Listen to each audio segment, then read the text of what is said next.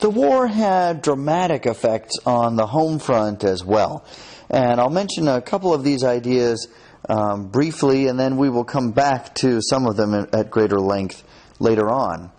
But for African Americans, World War I created the first real opportunity for thousands and thousands, ultimately millions, of African Americans to leave their plight in the South, to leave those sharecrop farms in the South, and to make their way north. Collectively, this movement of hundreds of thousands of blacks out of the South and up to the north has been called the Great Migration. And again, by its end, more than 1 million blacks leave the South and head for the north.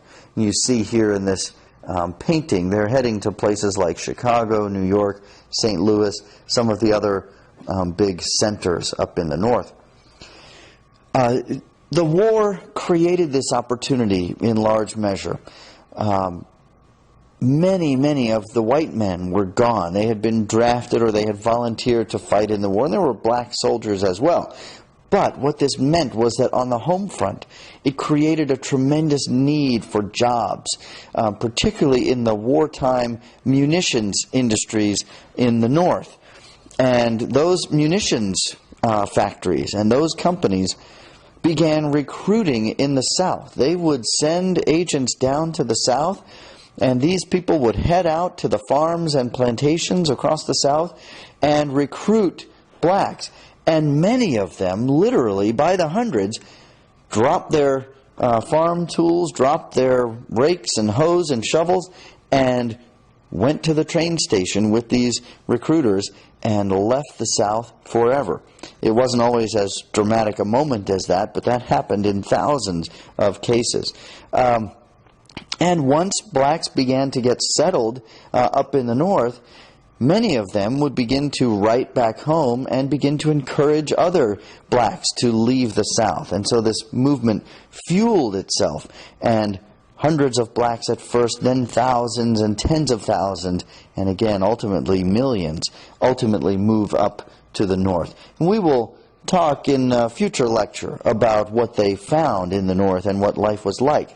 But certainly many of them left the South during the war. World War I also led to some important developments on the home front for women. After the United States declared war in 1917, women supported the war effort in many ways. In addition to continuing their pre-war reform work, women reformers in things like the settlement house movement and the suffrage movement sold war bonds, led a drive to conserve food on the home front, organized relief efforts for soldiers who were suffering over in Europe, and these sorts of things. Women also found opportunities in the workforce during the war. Women served in the Navy and the Marines, and thousands of women served during the war as nurses. Women on the home front also found opportunities in factories and in some cases in the government. And finally, we see a number of important advances for women that came about either during or as a result of World War I. Women's work during the war helped to increase support for women's suffrage and contributed to the passage of the 19th Amendment, which passed in 1920, giving women the right to vote. We also see that during the war, the Department of Labor created the Women in Industry Service, which eventually became the Women's Bureau and began to spearhead important movements for the improvement of women's rights and conditions and pay in the workplace. So again, we will see these kind of gains building with the passage of time, but World War I in many ways helped to spark these sorts of developments for women. In the meantime, the United States found itself embroiled in a horrific war abroad. And so let me talk just a little bit about the combat conditions and the kind of war this was.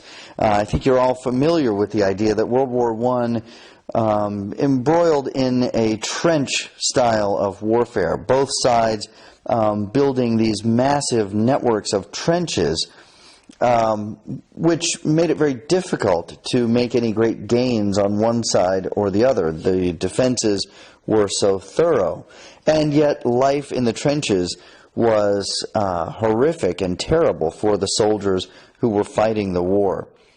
And the war exacted a tremendous human toll. More than 8 million soldiers were killed over the course of this war. More than 20 million civilians were killed, as I mentioned previously. More than 4,000 French towns were utterly destroyed over the course of this war. And it is in the French countryside that World War I really bogged down and saw the greatest destruction and suffering.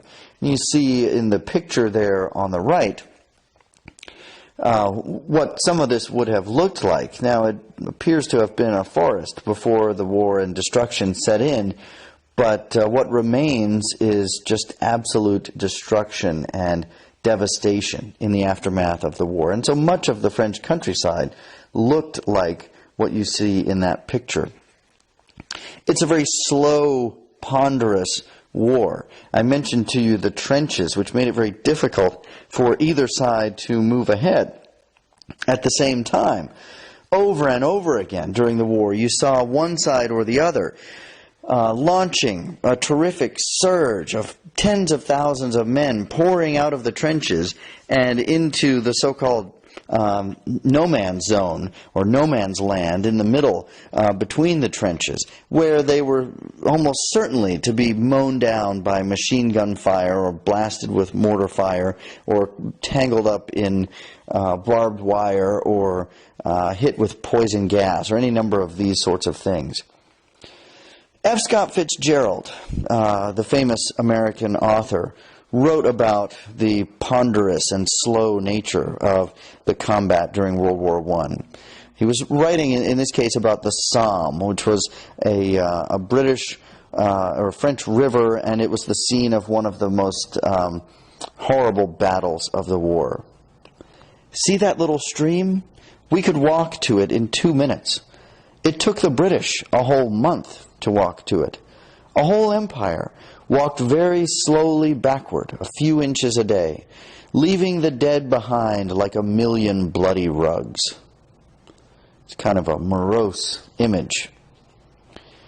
Perhaps even more terrifying to the soldiers out there on the front lines was the prominence of poison gas during this war, and particularly mustard gas, which had very painful and devastating effect, if not always deadly. It often rendered people blind, sometimes temporarily, sometimes permanently, and it led to terrific, insatiable itching. And so while it did not always kill, it had left many, many soldiers in a great degree of suffering, and many of them did ultimately die as a result of some of these effects. Here's one description of the effect of mustard gas. The soldier's clothing soon becomes impregnated with the stuff as he brushes through the undergrowth, and the burns develop through the help of moisture. Those parts of the body subject to excessive perspiration are especially affected. A bad feature of mustard gas, however, is that it almost invariably produces temporary but complete blindness. Nothing demoralizes a man so much as the fear of losing his sight, and telling him that he'll see again in a day or two generally fails to reassure him. By the 16th, there were nearly 700 gassed men there, just out of the glare of the sunny court, lying fully dressed on blanket-covered cots, some of them badly gassed in the lungs and fighting horribly for breath, which could be a little prolonged by giving them oxygen. Nearly all blinded, many delirious, all crying, moaning, tossing about. It was in large measure the influx of fresh American forces into the war in 1918 that ultimately led to the Allied victory in the war. And I invite you to consult your textbook for greater detail about the combat itself. I rarely go into much detail about military strategies and battles. I will occasionally mention these things during the course of the semester. But I do have the map here on the screen for your convenience, and again, if you read your textbook, it explains in more detail the various battles and different offenses. But what you see essentially represented here is over a period between May and November of 1918, which really is leading up to the ultimate victory in the war. American troops are involved gradually at first, and by the end dramatically in some of the major periods of the war, initially in stemming the German momentum. We see a couple of examples there in May and June of American forces assisting the French and kind of holding the Germans at bay, and then by midsummer beginning to push back against the Germans and launching major offenses.